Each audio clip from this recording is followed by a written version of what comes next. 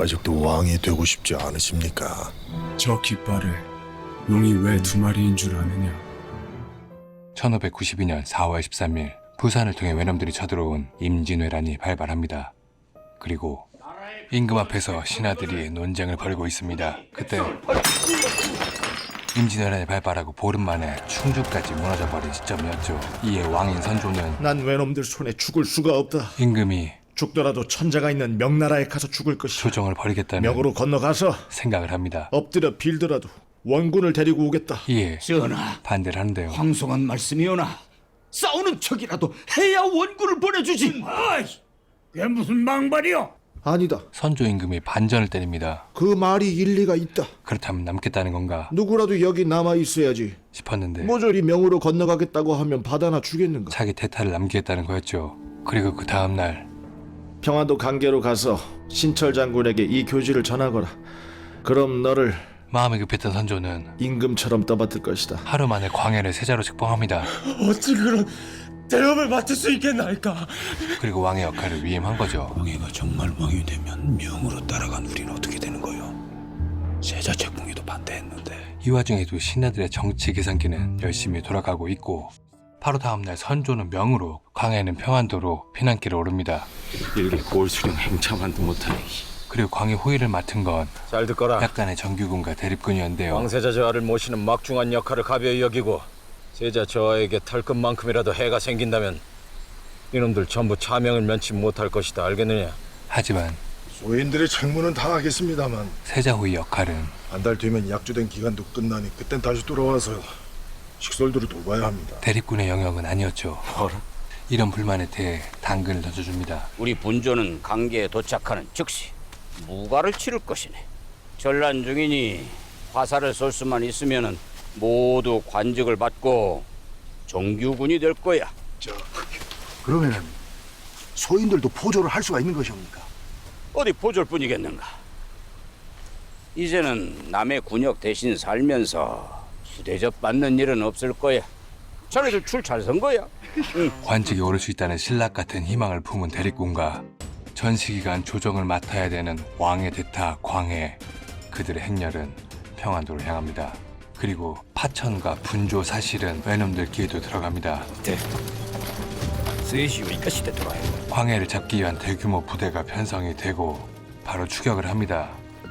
한편 군주가 자기 자식을 돌보는 마음으로 백성들을 보살피고 잘 왕은 마음의 양식을 섭취하는 중이었고 토우를 포함한 대립군들은 몸의 양식을 섭취하는 중이었습니다. 그런데 그때 저 뭐예요? 저 도깨비불 아니요? 캠프를 향해 불화살들이 날아옵니다.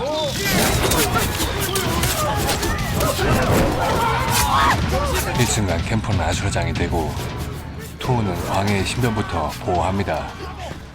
그리고 세자 옆엔 조선족이 아닌 여진족의 장인수가 있었죠. 잠잠해진 것 같은데? 그리고 정체에 모를 불화살의 공격도 끝이 납니다. 뭔 놈들까? 다음날 아침 토우와 대립군은 무기를 통해 적을 식별해 보려고 하는데요. 이게 무거워가지고 개나 소나 날릴 수 있는 게 아닌데 이게. 분명 이 정도 거리면 각궁일 텐데 외놈들이 각궁을 써? 이 말은 외놈 외에 적대도 아닌 것 같은데. 세자를 노리는 또 다른 세력이 있다는 거였죠. 세자저하, 간밤의 공격에 이 상태로 원행을 계속할 수 있겠습니까? 피해도 컸는데요. 죽거나 도망간 자들이 반이 넘습니다. 그렇습니다, 저하. 쫓는 세력을 생각하며 세자의 안위를 보장할 수 없는 상태. 이때 평지는 위험하니 산길로 가시지요. 토우가 산길 제안을 합니다. 저희가 가는 길을 알고 있습니다. 안전을 위해 선택한 산길. 하지만 가마가 문제였죠. 험한 산길을 가마를 쥐고 간다는 게 무리였던 겁니다. 가마를 놓친 장에서 얻어맞고 앞으로 오를 산을 지켜보던 토우는 가마를 메고는 더 이상 모릅니다. 시끄럽다. 산으로 가자던 게 네 놈들 아니었더냐? 이 말에 토우는 가마를 한번 째려보더니 절벽으로 밀어 떨어뜨려 버립니다. 그리고 바로 칼을 뽑아 호위대장 목을 겨누는데요. 네 놈이 지금 무슨 짓을 저지르고 있는지 아느냐? 만약 저 안에 세자 저하께서 타고 계셨다고 생각해 보십시오. 실수한 제 동료들을 100번 능지처쳐 만들 이 나라의 운명은 끝입니다. 네 이놈! 당장 칼을 거두지 못하겠느냐? 형이 저기 말에 칼을 거두는데요. 바로 즉심 처벌을 받습니다. 멈춰라. 됐다. 광해가 일단 상황을 진정시키는데요. 저 새겨듣지 마소서 천한 놈의 말입니다. 이치에 맞는 말에 귀천이 어디 있겠느냐.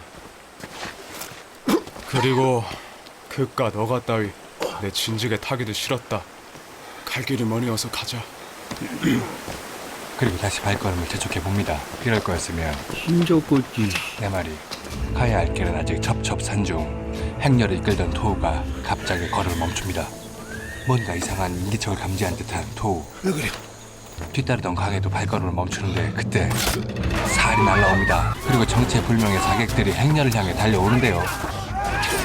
대립군과 정규군이 합동으로 방어를 시작합니다. 그런데 그때 황해도 자객의 공격을 받고 겁에 지는 광해가 도망가기 시작합니다. 자객도 쫓기 시작하고 도망갔던 세자의 목숨이 위태로운 일촉즉발 상황. 그때 토우가 나타납니다. 한 명을 제거하는 데 성공하고 또 다른 한 명에게 칼을 날립니다. 적중! 그렇게 모든 위험 요소가 제거됐는데 세자는 계속 달립니다. 그러더니 칼을 뽑고 토우의 손에 상처를 내고 맙니다. 아니 어떻게 아직도 이놈들이 우리를 쫓아올 수 있는 건가? 이런 험한 산길에까지 숨어들었건만. 우리 중에 내 동자가 있는 거겠지요. 뭔가 토우는 이미 짚히는 거라도 있는 게냐? 내 통자가 있음을 직감하고 뭐 좀 본 거 좀 있어? 장희수에게 감찰을 시켰던 겁니다. 시킨 대로다가 한참을 뒤에서 쫓아가고 있는데 과연 누군가가 되돌아왔습니다요. 나무에 종이를 묶고 있더라고요. 슬쩍 다가갔는데 이 쥐새끼 같은 게 눈치를 까고 도망을 가지 뭡니까? 그래서 쫓아가 보니 그놈이 이걸 떨고 쓰죠. 떨군 건 바로 황간들이 쓰는 부채였죠. 그리고 그때 황간 중 한 명이 자리에서 일어납니다. 조정에서 바로 신문에 들어갔는데요. 군주의 성공을 바라는 사람은 아무도 없어. 주상전하까지도 말이에요. 닥치거라. 어디서 감히 주상자들? 아바마마까지. 그 아버지의 그 아들이 싫으신 게지요. 뭐라? 본인이 서자인 주상께서 또다시 적통이 아닌 서자 출신을 어찌 또 왕으로 앉힐 수 있겠나이까? 아버지가 자기를 죽이라고 했다는 그 말에 광해는 그 황간의 목을 치고 맙니다.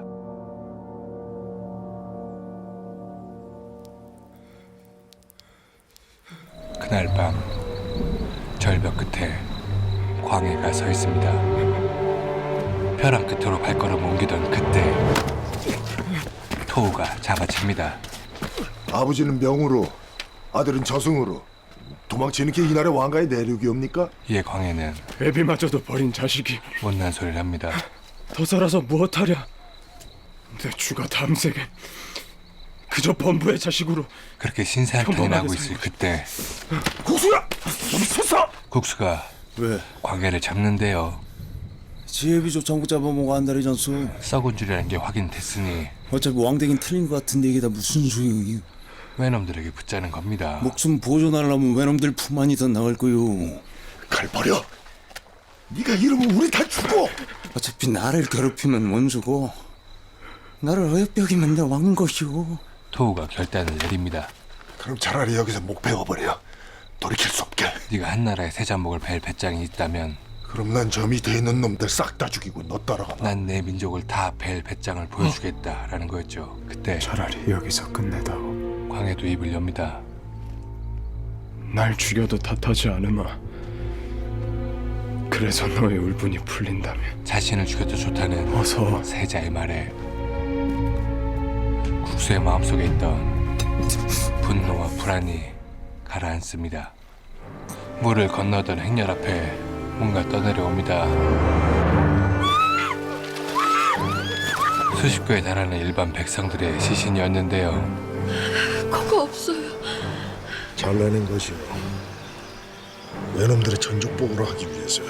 아니 벌써 외놈들이 이 산골짜까지 들어왔단 말인가? 세자 행렬과 꽤 가까워진 외놈들. 하지만 문제는 외놈만이 아니었습니다. 애초에 산으로 오는 게 아니었어. 이놈 때문에 다 굶어 죽게 생겼다. 식량에도 문제가 생긴 겁니다. 저와 허기가 좀 가실 것입니다. 세자도 대리꾼이 먹는 비루한 음식을 먹고 호위 대장의 그 모습을 안쓰러이 쳐다봅니다. 이제 물이라도 만날 찌면 물로 목마른가 배고픔을 채워보는데요. 손으로 물을 뜨던 세자도 무릎을 꿇고 엎드려 입으로 직접 물을 마십니다. 피난민들이고 그리고 가는 길에 피난민과 마주쳤는데요. 놀래. 피난민을 보자마자 호위 대장이 다가갑니다. 그러더니 지닌 양식을 좀 나눠야겠다. 어찌 생명줄 같은 거를 내놓으라오. 그 말에 피난민들이 반발을 하자 호위 대장은 칼을 뽑습니다. 이쯤 되면 화적되죠. 이에 벼슬아치들은 힘 주고 살아야 나라가 살. 역시나 그럴싸한 명분을 만들고 화적지를 도우라고 명합니다.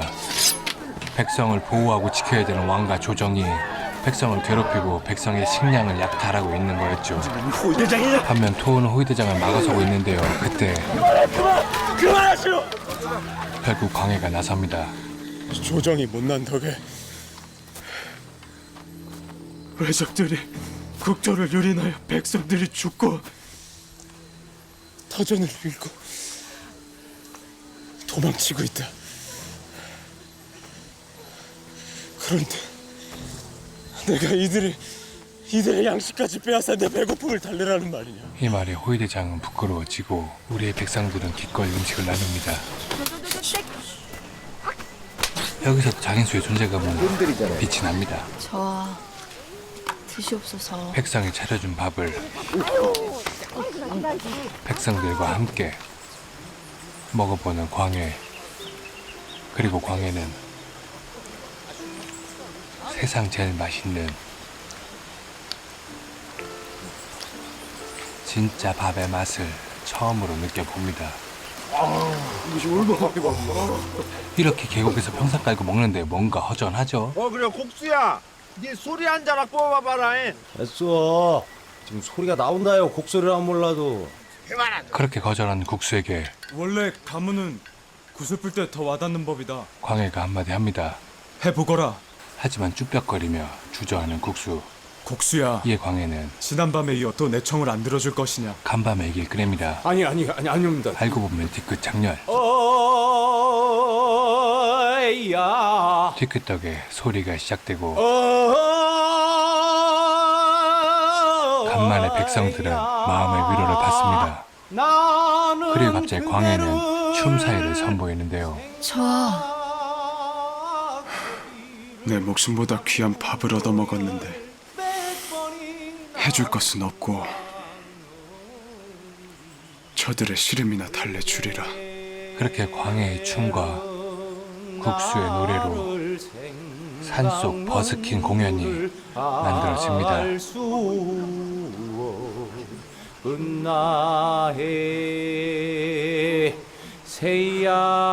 늘 남의 춤을 보며 즐기던 왕손이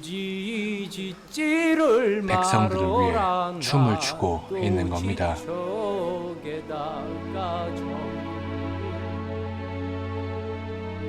천민이 내는 노래 가락에 자신의 몸을 맞추어 백성들의 마음을 달래고 있던 광해는 왕이 무엇을 해야 하는지, 백성들은 왕이란 무엇인지를 서로 깨닫게 됩니다.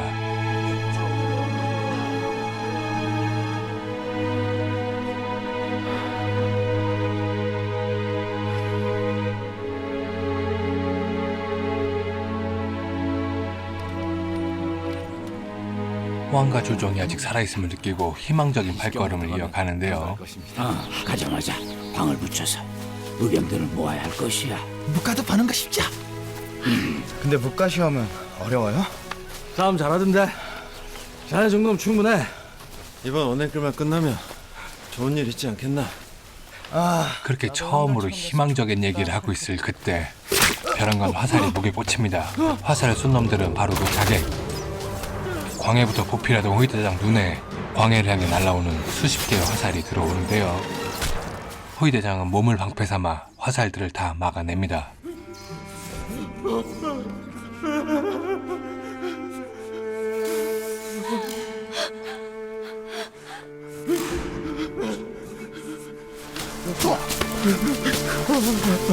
온몸으로 세자를 지켰던 호위 대장은 교령기를 토우에게 전달합니다. 조선의 임금이 있다는 표식이다. 교령기를 지켜다. 사력을 다해 저를 부탁한다. 할 말을 다 하고 호위 대장은 그대로 쓰러집니다. 이제 꼼짝없이 당할 수밖에 없는 상황. 그때 조총 소리가 들리고 외놈들이 나타납니다. 이제 자객과 외놈들의 싸움을 빼고 그 틈을 타 세자를 빼돌립니다. 자객을 다 처치한 외놈들은 교령기를 보고 쫓아가는데요. 사실 그 교령기는 토우의 유인책이었던 겁니다. 그렇게 외놈들을 무사히 따돌리고 관계에 도착했는데요. 다 태우고 도망가 버렸구만. 그러면은 우리 묵과시험은 어떻게 되는 거예요? 이미 폐허가 되어 왕이 머물 수 없는 상태였습니다. 게다가 외놈들에게 왕의 위치까지 알려주는 글도 있었죠. 결국 신하들은 시간이 없습니다. 어서 피하시죠. 도망가자는 제안을 하게 됩니다. 지금 분조는 무방비 상태입니다. 주상전에게 파발을 올리고 다른 곳으로 가는 게 옳습니다. 그렇습니다.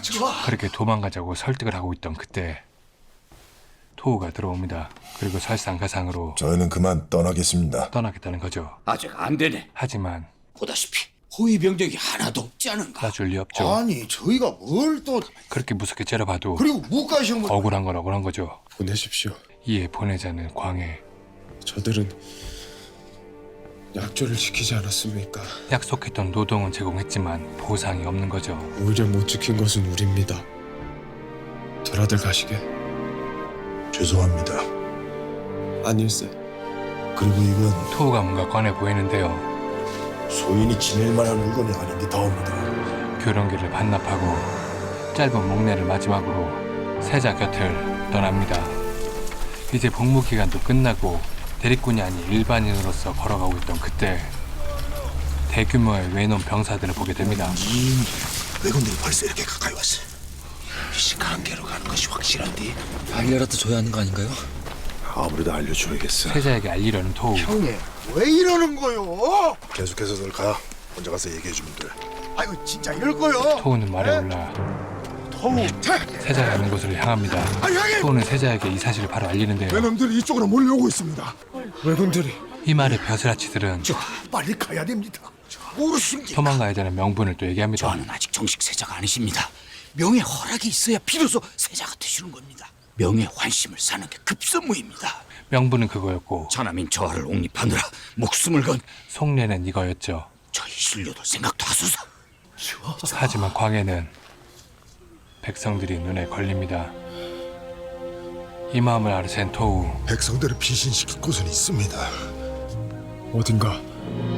바로 인근에 있는 조그만 산성이었는데요. 그곳으로 백성들과 세자 일행 모두가 일단 몸을 피합니다. 그리고 또 반가운 사람들도 왔는데요. 바로 대립군 일행이었죠. 이리 말들을 안 들어서요, 원. 형이 먼저 배설하면 우리가 배 아파 뒤지지 않겠어? 심지어 오는 길에 스님 만나가지고 같이 왔네. 스님으로 구성돼 의병대까지 함께 온 거였습니다. 세자 저하께서 여기 계시다는 말씀을 듣고 달려왔습니다. 병력이 어느 정도 충원됐지만 성 밖에서 진을 치고 있는 외놈들에 비하면 소문이 없었죠. 외놈들의 공격에 대비해 성 수비를 강화하고 있는데 그때 광해가 화이시위를 잡아당깁니다. 도망가지 않고 자신도 같이 싸우겠다는 의지의 표현이었던 거죠. 이에 또 반발합니다. 대체 어찌 이러십니까? 군주 대리는 자가 사사로운 정에 연연하면 대사를 그르치는 법입니다. 어떤 책이 그렇게 쓰여 있습니까? 소년 광해가 과연 어떤 책이 이제 백성보다 귀한 게 있다고 가르치고 있습니까? 어른 광해가 된 겁니다. 그 백성을 버린 게 주상입니다. 자식이라고 못 부릴 것 같습니까? 그 말에 칼을 뽑아 듭니다. 부자간의 정이야말로 사사로운 거 아니겠습니까? 더 이상 이런 전란 중에 아버지가 나를 버렸다고 자살을 생각하던 그런 이처럼 내던진 것일 테고 아버지 아들의 인생이 아닌 자식 또한 자기 인생과 자기 삶에 대해 스스로 판단할 줄 아는 그딴 건 일찌감치 베어버려야죠. 리더가 된 겁니다. 좋아. 사람에게 각자 주어진 본분이라는 게 있지 않습니까? 싸움은 저희에게 맡기시지요. 아닐세. 나 또한 그대들과 다를 바 없네. 알잖나.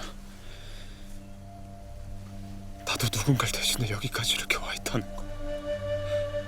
하지만 하늘이 주신 목숨은 하나뿐이니 대체 누가 누굴 대신할 수 있단 말인가? 여기에 이제 남 대신 와 있는 사람은 없네. 이제 남이 아니라 우리 자신을 위해 싸워보세. 누구를 위해서가 아닌 우리를 위해서 싸우게 된 광해의 분조는 늘 숨기던 교령기를 성 제일 높은 곳에 세웁니다. 이는 맞서 싸우겠다는 뜻이었죠. 이쿠사노 준비하시오. 외놈들은 대규모의 전투 준비를 하고 광해는 훗날 임진왜란을 수세에서 공세로 바꾼 신의 한 수라고 평가가 되는 광해 분조의 첫 전투를 맞이하게 됩니다. 저 깃발에 용이 왜 두 마리인 줄 아느냐? 하나는 임금이고 하나는 백성 아니겠습니까? 영화 대립군이었습니다.